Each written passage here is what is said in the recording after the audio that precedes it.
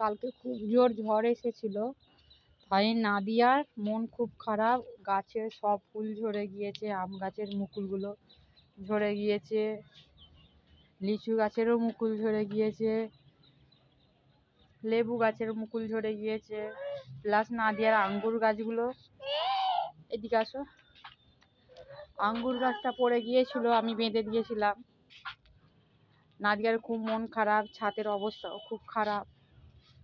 বৃষ্টিতে ভালোই বৃষ্টি হয়েছিল ভোরেতে।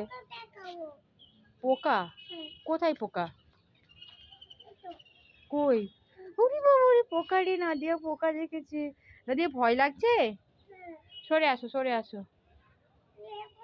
অঞ্চলে তো প্রচন্ড ভিড়, লোকে লোক কাণ্ড। ঘুম থেকে আমরা উঠে দেখি নাদিয়াও বললো মা ছাদে যাবো।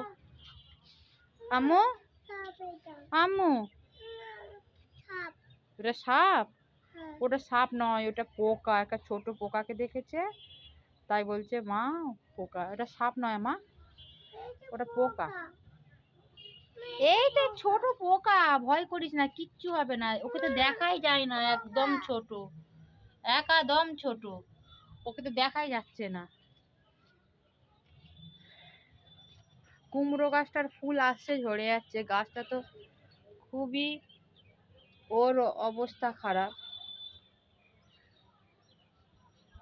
ছাদের অবস্থাও খুবই খারাপ, পরিষ্কার করতে হবে। ভয় করছো কেন? কিচ্ছু হবে না, কিচ্ছু হবে না।